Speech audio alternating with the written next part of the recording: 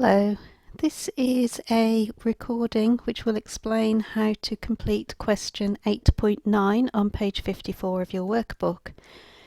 This question is to be used as evidence of the learning outcome. Prepare a functional budget. These functional budgets will appear within the exam paper. So if we have a look at the question,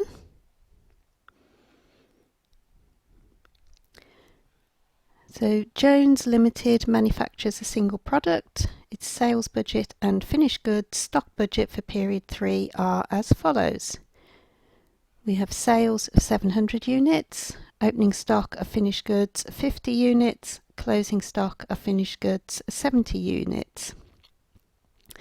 The goods are expected only when production work is completed, and it is budgeted that 10% of the finished work will be scrapped. The standard direct labour content is 3 hours. The budgeted productivity ratio for direct labour is 80%, so they're working at 80% efficiency. And finally, the company employs 18 direct operatives who are expected to average 144 working hours each in period 3. So firstly, prepare a quantity budget ignoring the percentage of finished work which will be scrapped. So we're just going to assume that every item is perfect, so there's no scrappage. So it's a straightforward production budget. A production budget always starts with the closing stock required, which we can see is 70. Then we add the sales, and finally we take away the opening stock. So that will be closing stock of 70, add the sales of 700, take away the opening stock of 50, and we have a production of 720.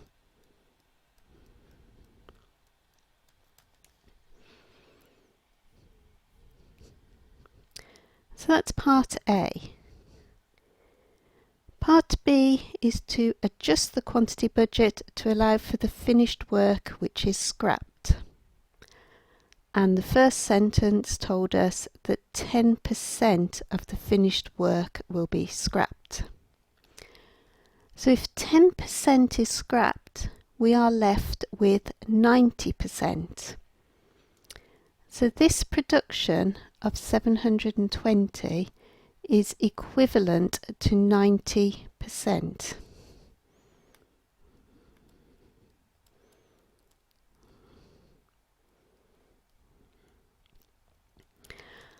So we need to work out what 100% of production is.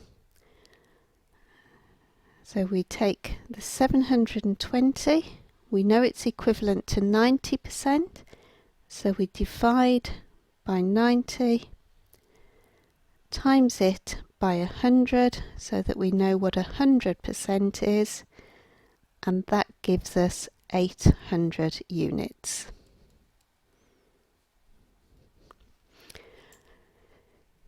Now we can check this because we're told that 10% of the inspection is scrapped. So if we were to produce 800 units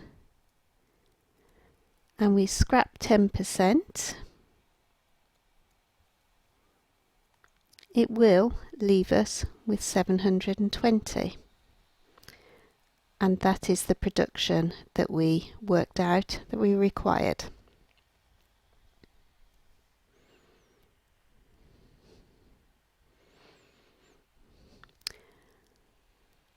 Part C is to prepare a direct labour budget, ignoring the inefficiencies in labour, and then in part D we will adjust to allow for the inefficiencies. So the labour budget always follows on from the production budget. So we know we need to produce 800 units.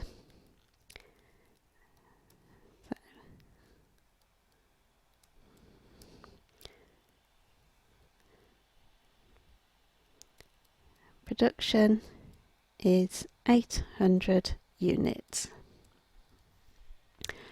The question told us how many hours each unit took, and that was 3 hours.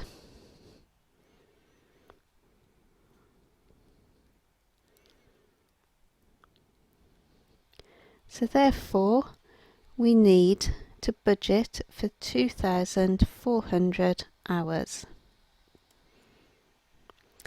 That is under perfect conditions if the workers are working at 100% efficiency. However, we're told in the question that they are working at 80% efficiency. So this 2,400 hours is equivalent to 80%. So the same as we did in part B, 2,400 hours is equivalent to 80%. We need 100%. So 2,400 divided by 80 times 100 means that we need 3,000 labour hours.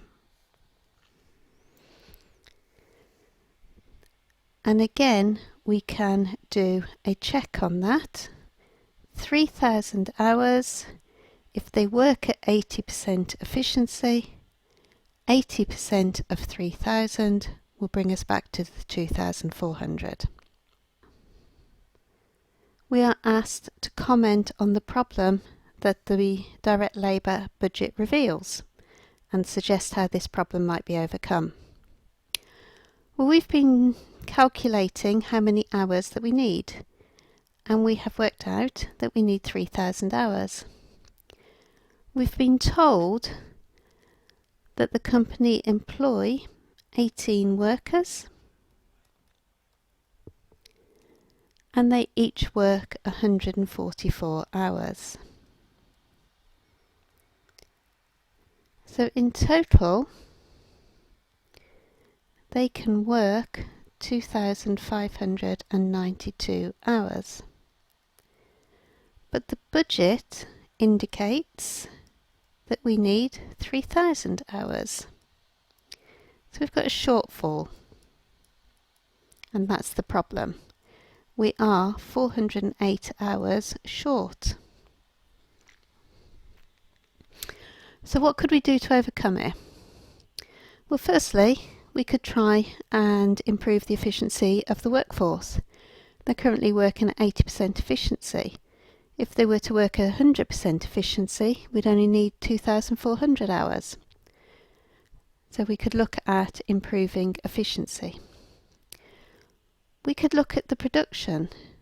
The production is based on requiring a closing stock of 70 units. If we reduce that closing stock, we wouldn't need to produce as much. And if we didn't produce as much, we wouldn't need as much labour. We could ask the workforce to work overtime. Or on a more long-term basis, we could look to increase the workforce. So those are just some suggestions.